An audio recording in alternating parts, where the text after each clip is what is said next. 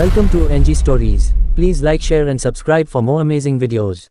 जब श्री राम को हनुमान के साथ छल करना पड़ा, ये तो हम सभी जानते हैं कि रावण की मृत्यु के पश्चात श्री राम ने 11,000 वर्षों तक अयोध्या पर राज्य किया।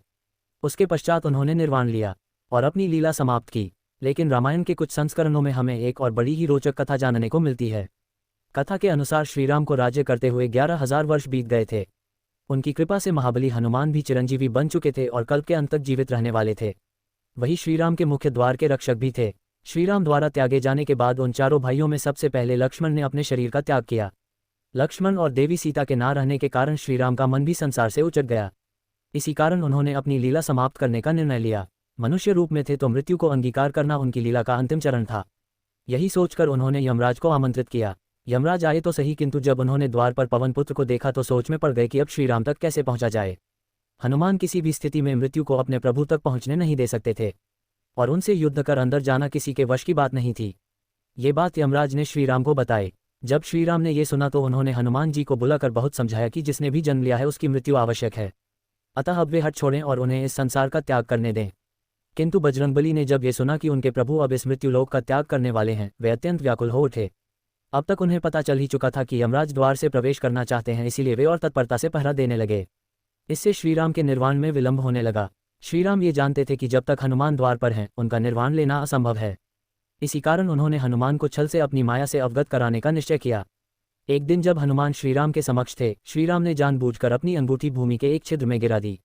फिर उन्होंने हनुमान से कहा कि पवनपुत्र, ये अंगूठी मुझे सीता ने दी थी, इसीलिए मुझे अत्यंत प्रिय है, अतः आप यथाशीघ्र उसे ढूंढ कर ले आएं। अपने प्रभु की आज्ञा पर हनुमान सूक्ष्म रूप धरकर उस छिद्र में घुस गए और अंगूठी खोजते हुए पाताल में नागलोक तक पहुंच गए। वहां जब नागों ने उन्हें कुछ खोजते हुए देखा तो वे उन्हें नागराज वासुकी के पास ले गए। हनुमान ने वासुकी को प्रणाम किया और वहां आने का अपना प्रयोजन बताया। उनकी बात सुनकर वासुकी हंसने लगे और कहा, तो इस कल्प में श्रीराम का अवतरण समाप्त हो ही गया। हनुमान को कुछ समझ में नहीं आया। तब वासुकी उन्हें लेकर पाताल के गर्भ में लेकर चले गए, जहां एक जैसी अंगूठियों का ढेर लगा हुआ था। उन्होंने हनुमान से कहा कि श्रीराम की अंगूठी ढूंढ लें। हनुमान बड़े परेशान हुए कि अंगूठियों के इस ढेर में वे असली अंगूठी कैसे ढूंढे। फिर उन्होंने पहली अंगूठी उठाई तो उसमें उन्हें श्रीराम का चित्र दिखा। वे प्रसन्न हो गए और वापस जाने को मुड़े ही थे कि उनका ध्यान वहां पड़ी अन्य अंगूठियों पर पड़ा। वे ये देखकर आश्चर्यचकित रह गए कि सभी अंगूठियां एक सी ही थी और सब में श्रीराम का चित्र अंकित था। उन्होंने नागराज वासुकी से इसका रहस्य पूछा। तब उन्होंने कहा कि क्या आपको लगता है कि आज तक केवल एक ही श्रीराम अवतरित हुए हैं? आज से पहले असंख्य श्रीराम अवतरित हो चुके हैं और आज के बाद भी असंख्य श्रीराम अवतरित होते रहेंगे। यही परमपिता ब्रह्मा द्वारा रचित सृष्टि का विधान है। इसी को सृजन और विनाश का चक्र कहते हैं। ब्रह्मा जी के आधे दिन को एक कल्प कहा जाता है, जिसमें 1000 चतुर्युग होते हैं। प्रत्येक कल्प में उन्हीं सहस्त्र चतुर्युग के किसी त्रेता में श्रीराम अवतरित होते हैं। यही नहीं, स्वयं आप भी हर कल्प में जन्म लेते हैं और इस अंगूठी को ढूंढते हुए यहाँ आते हैं। तब आपकी अनुपस्थिति में श्रीराम अपनी लीला समाप्त कर यमराज के साथ अपने लोक वापस चले जाते हैं। इसी प्रकार इन अंगूठियों का ढेर बढ़ता रहता है। भविष्य के श्रीराम की अंगूठियों के लिए अभी भी यहाँ बहुत स्थान है। तब हनुमान श्रीराम की लीला को समझ गए। उन्हें यह भी समझ आ गया कि भले ही वे नारायण का अवतार हो, यदि वे पृथ्वी पर अवतरित होते हैं तो उस रूप में उनकी मृत्यु होना भी अवश्यंभावी है।